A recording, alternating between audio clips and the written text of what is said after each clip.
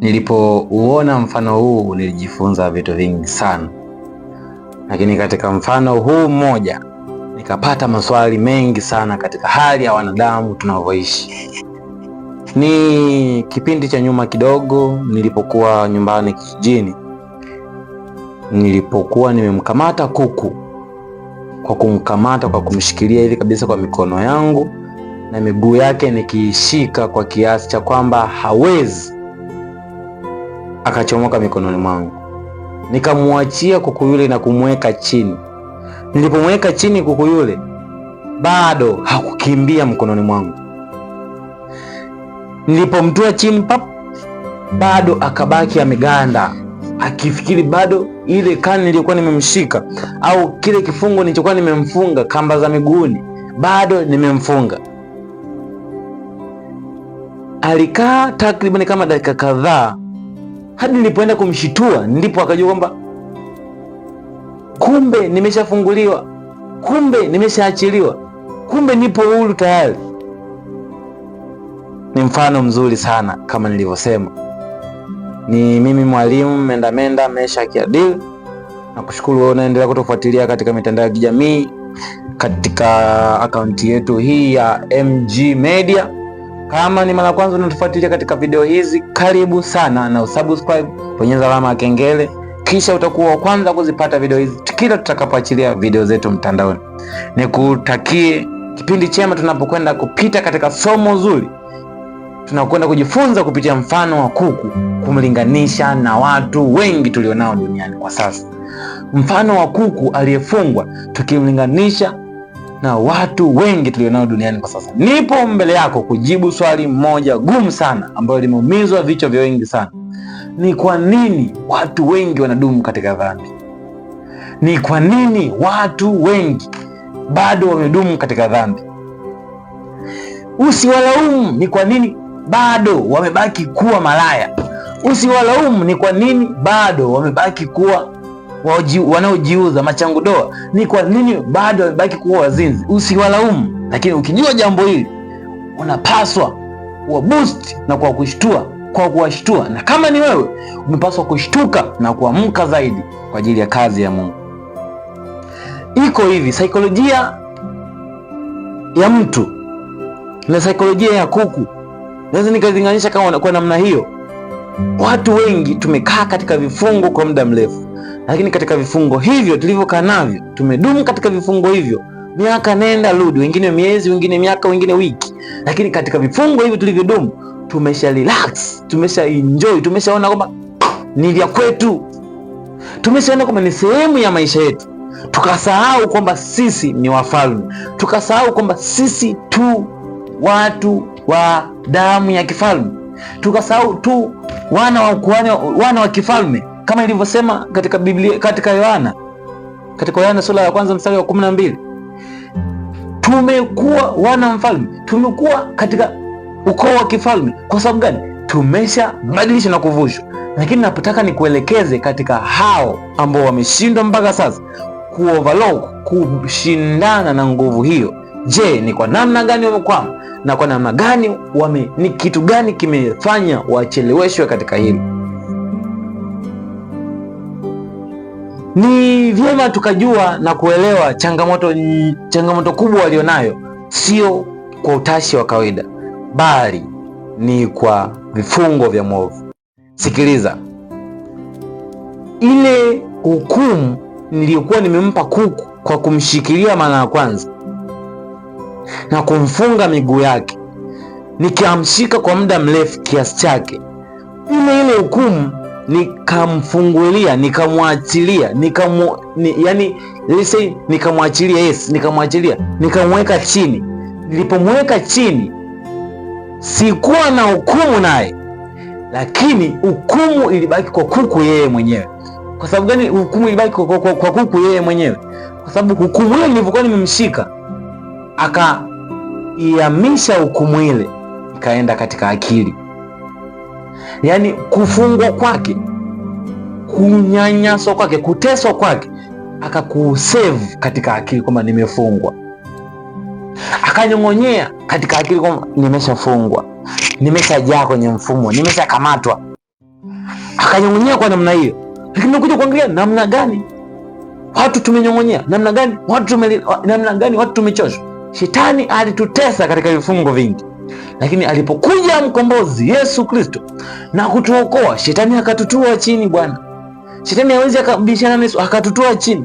Kinachotutesa sasa ni yale mambo tuliyodumu nayo katika upagani, ni yale mambo tuliyodumu nayo katika uzinzi, katika ubakaji, katika umalaya, katika kujiuza, katika uasherati. Hayo mambo yote tuliyodumu nayo yanatutesa, yapo akilini.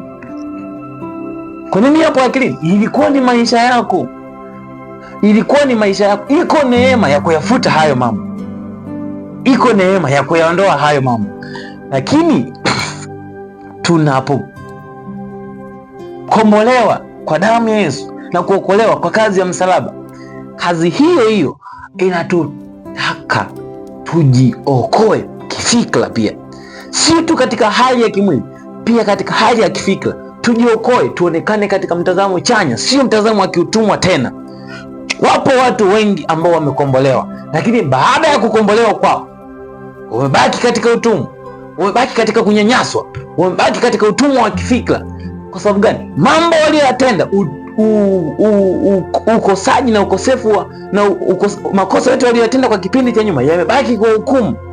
Wamebaki kujihukumu kwamba mimi niliua, wamebaki kujihukumu kwamba mimi niliotukana, mimi nilikuwa mzizi, yani wamebaki kujihukumu kwa namna hiyo, na mambo yote hayo yameingizwa kichwani mwao na shetani, kwa sababu yeye shetani anakuja kwa utaratibu, baba wa uongo, akija kukudanganya na kukutoa kwenye mstari na kukuona haufai. Lakini umeshaokoka, ujue umeshaokoka, lakini ukikumbuka, nimewahi kuwa mbakaji mimi aisee, nimewahi kuwa muuaji mimi aisee, nimewahi kuwa na tabia mbovu za kila aina mimi aisee, ukikumbuka unakosa nguvu, unanyong'onyea, unarudi katika mfano wa kuku aliyefungwa kwa muda mrefu akaachiliwa, bado hajaanza kukimbia, bado hajaanza kutembea, anajua bado amekamatwa. Ndivyo tulivyofungwa watu wengi, ndivyo walivyofungwa watu wengi katika makanisa, ndivyo walivyofungwa watu wengi katika huduma. Wanaona mimi siwezi kushiriki katika hili, nimewahi kumkosea Mungu katika hili, siwezi kuwa mwinjilisti, nimewahi kumkosea Mungu katika hili. Na kukumbusha, Paulo alikuwa muuaji wa uinjilisti, lakini yeye aliposimama katika uinjilisti alipiga kazi katika hao, katika yeye mwenyewe. Anasema tena katika kitabu cha Wakorinto, yeye alipokuwa mdogo kuliko mitume wote, neema ya Mungu ilimwezesha kuitenda kazi kwa ukubwa kuliko kawaida. Ni somo lingine nalo lilo kuhusu neema, nimelikumbuka pia. Ni somo lingine kuhusu neema, tutakapopata kibali tutalisoma, lakini nataka nikuonyeshe kwa namna gani Mungu ametuweka mbali na dhambi, kwa namna gani Mungu ametusamehe, kwa namna gani Mungu ameyafuta maovu yetu yote na kutupa ukurasa mpya katika maisha yajayo, na kutupa ukurasa mpya katika maisha ya utakatifu. Iko namna kubwa ambayo wengi tumefichwa, wengi tumepotezewa, wengi tumeona siwezi. Kitabu cha Wakorinto inasema kwa utangulizi, kitabu cha Wakorinto kinasema mambo ya zamani yamepita, tazama yamekuwa mapya. Tazama ya zamani yamepita, tazama yamekuwa mapya. Mambo yote ya zamani ya kipindi kile yamepita, tazama yamekuwa mapya. Mimi ni mtu mwingine, nimeshabadilishwa na Mungu, ya kale yote yamepita.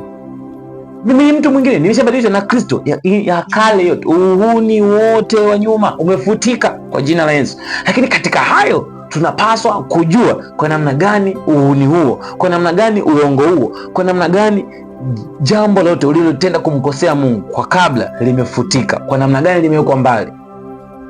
Ukijua jambo hilo, itakupa ujasiri sana kuyatenda mambo ya kimungu, itakupa ujasiri sana kumtumikia Mungu, itakupa ujasiri mkubwa sana katika kutembea na nguvu za Mungu. Jambo la kwanza, tutapita haraka katika vitabu vizuri sana vinavyoelezea juu ya toba kiundani zaidi, lakini vitabu hivi nitakupitisha katika vitabu takriban vitabu 6 kwa neema ya Mungu, kama tutafika vitabu hivyo. Vitabu ndaanza katika Zaburi 103 mstari wa 12. Kama mashariki ilivyo mbali na magharibi, ndivyo alivyoziweka dhambi zetu mbali nasi. Unajua kwa nini unateseka unazikumbuka dhambi zako? Shetani ndio anakukumbusha, lakini Mungu yeye ashazifuta, ziko mbali. Kama ilivyo mashariki na magharibi, ndivyo yeye alivyozitenga mbali dhambi zetu. Ni kweli tulikuwa waongo, ni kweli tulikuwa waibaji, ni kweli tulikuwa makahaba, ni kweli tulikuwa wadhinzi, ni kweli tulikuwa wahuni, ni kweli tulikuwa wauaji. Dhambi isiyosameheka ni moja tu, kumkufuru Roho Mtakatifu. Dhambi zote ulizozitenda kabla, na kuhakikishia upo safi. Lakini unakumbuka kwa sababu gani? Umewekewa kifungo cha kifikra, na kifungo hicho kinaweza kikaachiliwa kupitia damu ya Yesu pekee, kupitia jina la Yesu pekee ndio linaloweza kuachilia katika kifungo hicho. Ukiangalia katika Zaburi 103 mstari wa 12, Biblia inasema jinsi mashariki ilivyo mbali na magharibi, ndivyo alivyozitenga dhambi zetu mbali nasi. Yani dhambi zako zipo mashariki, wewe upo magharibi. Dhambi zako zipo, yani achana na kusini, achana na mikoa, yani umbali wa karibu wa mikoa, umbali wa karibu wa mabara, umbali wa karibu.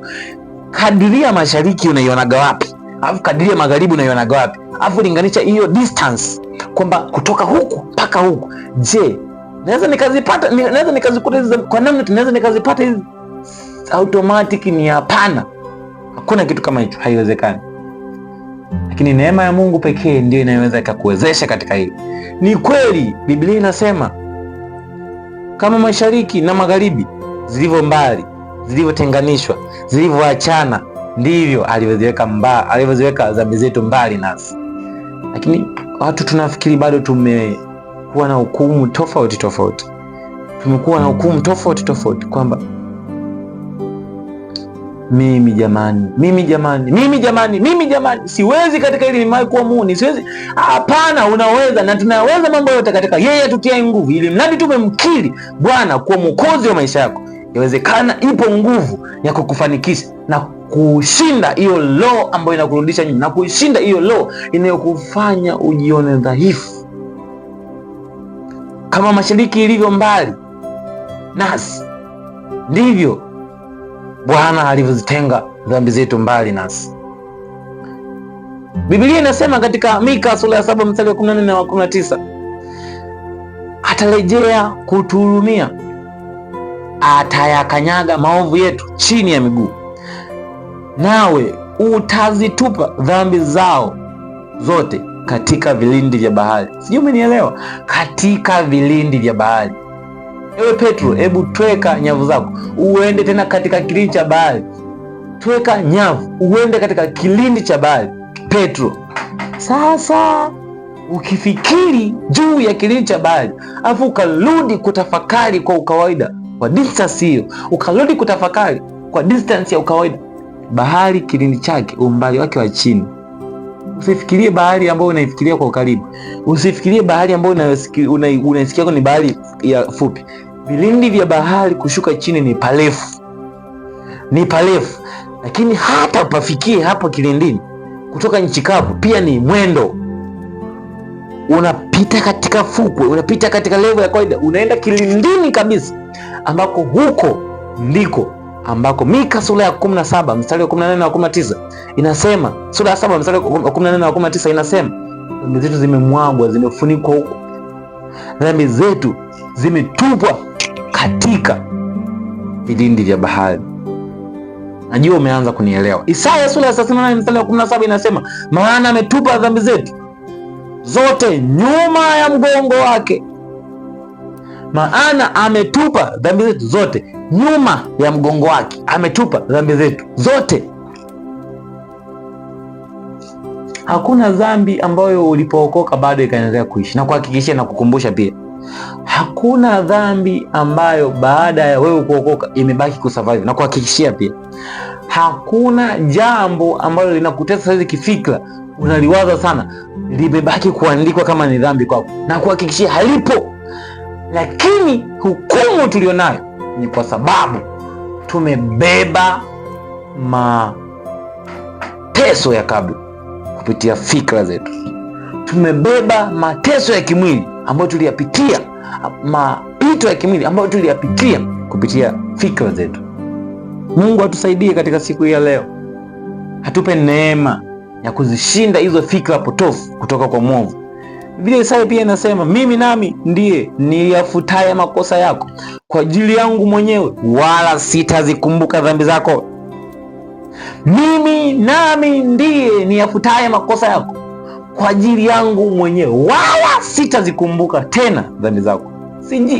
Ni Mungu anasema, wala hata yakumbuka tena makosa. Ni kweli umepita katika njia ngumu hadi umeokoka, umepita katika makosa magumu mpaka umeokoka, lakini yeye anasema ulipookoka tu na kumkabidhi Bwana maisha yako, kuwa yeye ni mwokozi wa maisha yako, pale shauri lilolikata limetosha na kukuweka wewe kuwa mtumishi wa Mungu na kukuwekea wewe mamlaka ya kuishi ukimtegemea Mungu. Hilo tu limetosha, na kuhakikishia limetosha, kwa sababu yeye amesema katika Isaya 43 hatazikumbuka tena, hatozikumbuka dhambi zetu. Hasa kama amesema, na yeye amesema katika Yeremia pia, yeye anaangalia neno lake ili alitimize. Kwa hakuna neno ambalo limeandikwa na halijatimilizwa. Kumbe mambo yote ambayo yanarudi katika fikra ni kutupotosha na kutuona na kutufanya tutende kazi ya Mungu chini ya kiwango. Nikupe mfano mmoja. Kuna siku niliwahi kujiona mwenye hatia mbele za Mungu, lakini nilipokuwa najiona mwenye hatia mbele za Mungu, kabla sijapata mafunuo juu ya jambo hili, kuna swali hili limeulizwa mbele na mtumishi wa Mungu alikuwa anaongoza Bible study ya siku hiyo. Swali lile Roho Mtakatifu akasema na mimi namna ya kulijibu, lakini nilipofikiria nikasema huyu sio Roho Mtakatifu. Nikasema hawezi akawa Roho Mtakatifu, mimi na dhambi. Roho Mtakatifu aje kwangu na dhambi namna hii? Siwezi. Nimejibu tu kwa akili zangu, hebu niachane naye. Nikasema achana naye, hebu nitulie, mimi na dhambi, ufike muda wa kutubu, nitubu, nitoke, niendelee na maisha mengine.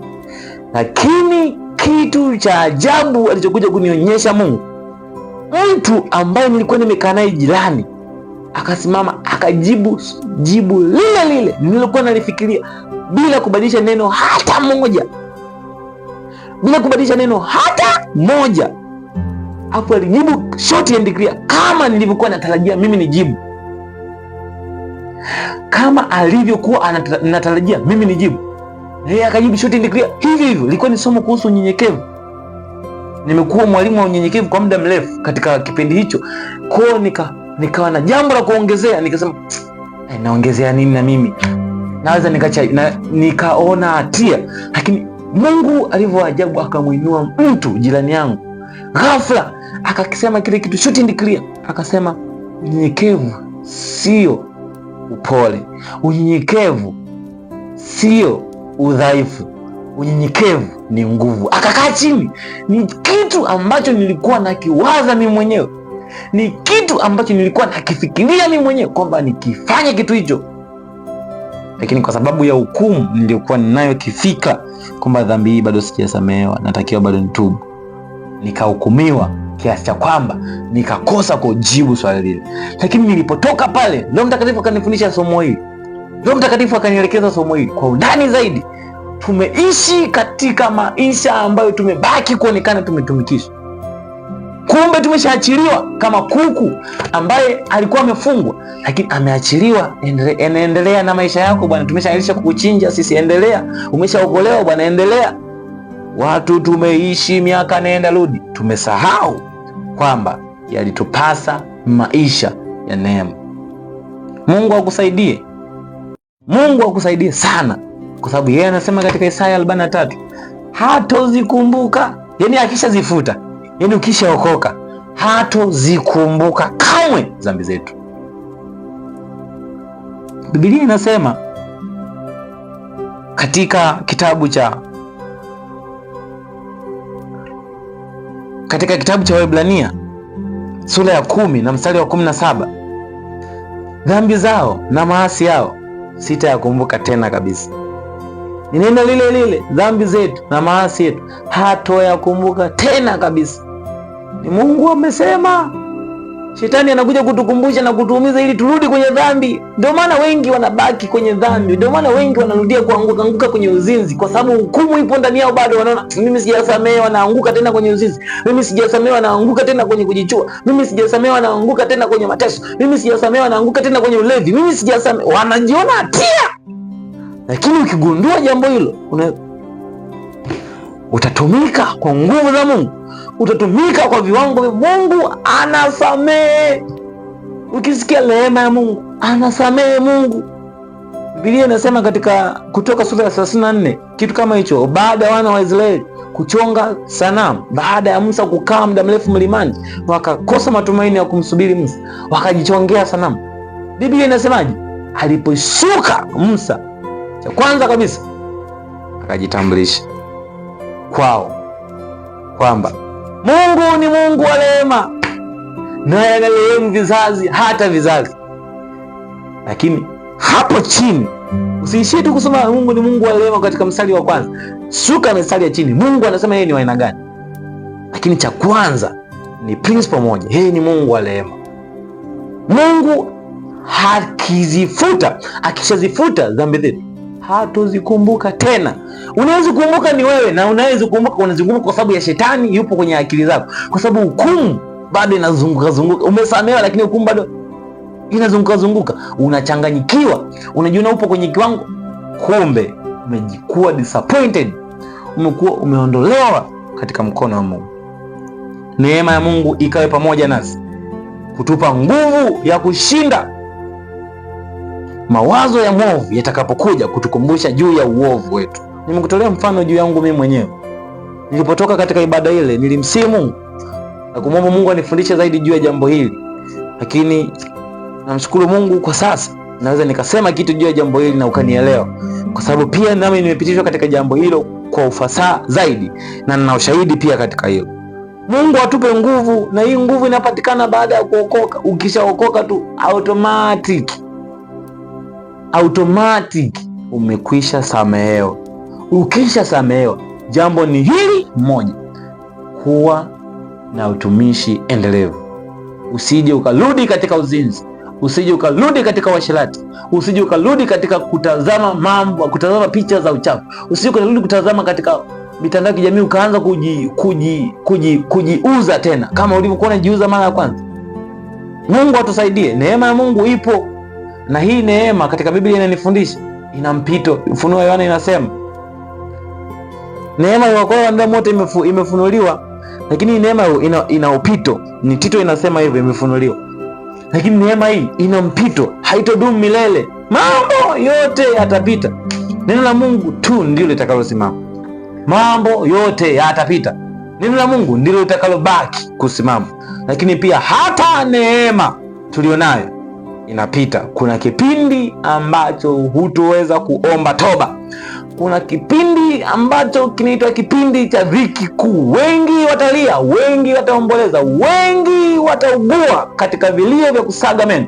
Katika toba ya kipindi kile itapatikana kwa damu. Toba itapatikana kwa damu. Utachinjwa kidole, utachinjwa sikio, utachomolewa jicho moja, utang'olewa mguu moja. Haufi ndugu yangu, haufi, unaendelea kuishi. Mkono mmoja kinaanza kidole, kidole kingine. Uwe utastahimili katika kipindi hicho. Mungu akusaidie, ni Mungu akusaidie, usije ukapata ukakasi na ukafika katika kipindi hicho, kwa sababu yeye amesema katika kipindi cha dhiki kuu atawachukua wale walio wake wakapate out ya kula maisha mbinguni. Ile inaitwa visit ya kwenda tour ya kwenda mbinguni. Tukienda kukula maisha mbinguni miaka mitatu na nusu ya dhiki kuu. Lakini katika kipindi hicho Mungu anasema neema ya Mungu itakuwa ipo kwenye ukomo. Kuna watu ile rehema kwamba nimezini naenda kutubu, kipindi hicho hamna. Unacheka na neema ulionayo katika Kristo Yesu. Kipindi hicho cha dhiki kuu hakuna neema. Watu watakombolewa kwa damu zao, watu wataokolewa kwa damu zao, kwa kuwa waligoma kuitii shauri ya Kristo, kwa kuwa waligoma kuitii sheria ya Kristo, kwa kuwa waligoma kusimama na kumtii Kristo. wamebaki kung'ang'ania dini zao, wamebaki kung'ang'ania makanisa yao, ambayo makanisa hayakatazi uasherati, ambayo makanisa hayakatazi uzinzi, ambayo makanisa hayakatazi hayakatazi watu wanawake wake wawili kwa mume mmoja, hawakatazi ndoa za jinsia moja. Ni makanisa yapo, lakini katika hayo umebaki uking'ang'ania dini yako, umebaki uking'ang'ania dini yako ambayo hamwamini hata uwepo wa Roho Mtakatifu, hamwamini hata uwepo wa Yesu Kristo, hamwamini hata uwepo wa... Sikiliza na kuhakikishia, kipo kipindi kinachoitwa kipindi cha dhiki kuu. Ni kipindi kigumu sana kwa wale waliofanya delay, waliozalau kwa kipindi cha neema. Katika kipindi hicho Biblia inaniambia utaokolewa sio tena kwa neema, bali ni kwa damu yako. Damu ya Yesu iliyomwagika msalabani ni kwa ajili yetu sisi wote, lakini ni katika kipindi tu cha rehema. Kipindi cha rehema na neema kinapita.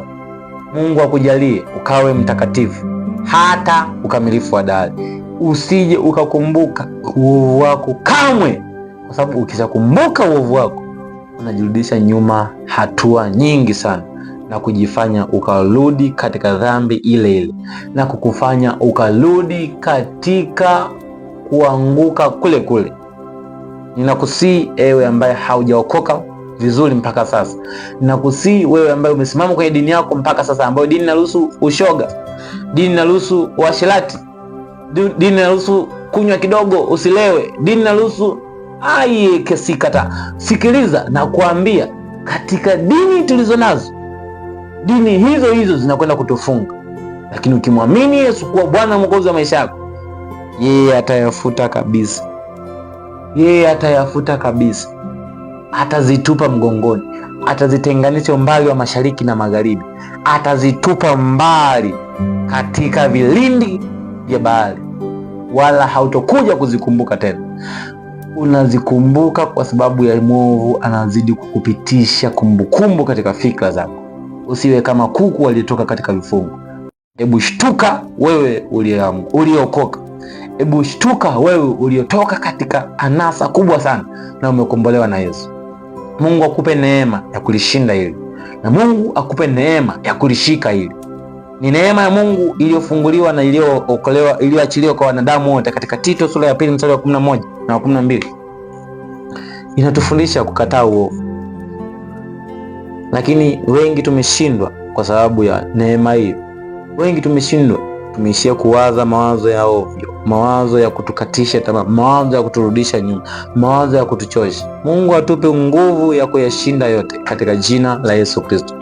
Mimi nakuombea siku ya leo ukapate uweza wa kiungu ukakae ndani yako, ili ya kwamba atakapokuja mwovu na kukushawishi juu ya jambo lolote kuhusu dhambi ulizotenda kabla, na kuhakikishia ukamshinde kwa damu na jina la Yesu, na kuhakikishia ukamshinde kwa uweza wa Kristo ambao upo ndani yako. Sema sitazini tena, sema sitaanguka tena kwenye uasherati, sema sitaanguka tena katika jambo lolote ambalo linamkosea Mungu, katika uongo, katika uzinzi, katika katika uwizi, katika ujambazi, katika uuaji, mambo kili kwa kinywa chako: mwovu, nimekusikia, sitarudia tena. Mwovu, nimekusikia, siwezi kuanguka tena katika siwezi kuanguka tena katika uzinzi, siwezi kuanguka tena katika uongo. Mkatae kwa kinywa chako. Kinywa chako kinaumba. Ukishamkataa, ukishapinga kwa kinywa chako, iko nguvu inayokuwezesha kuanza kupita masafa kwenda katika utumishi wa Mungu. Kama ni mtumishi wa Mungu, kama ni bado hujaokoka, unatamani kuokoka na neema ya Mungu, unahitaji kuipokea na neema ya Mungu na kusamehewa katika dhambi zako kikweli kweli, unaweza kumtafuta kwa mawasiliano ya namba hizi 0752291753. Katika mawasiliano hayo utanipata 0752291753, namba hizo, ambapo kama unahitaji kuokoka utanitafuta. Lakini kama unahitaji ushauri wowote, kama una changamoto yoyote katika fikra, katika mtazamo, baada ya kuokoka bado kuna mambo yanakusonga, bado kuna mambo yanakutesa na kukurudisha nyuma, watanitafuta kwa mawasiliano. Ilikuwa nami mwalimu ninaenda nikajadili, lakini kama ninayapanga na nilifuatilia mwanzo mpaka mwisho na ukashari hii kwa nguvu jamani, na fikiri Mungu akataka Mungu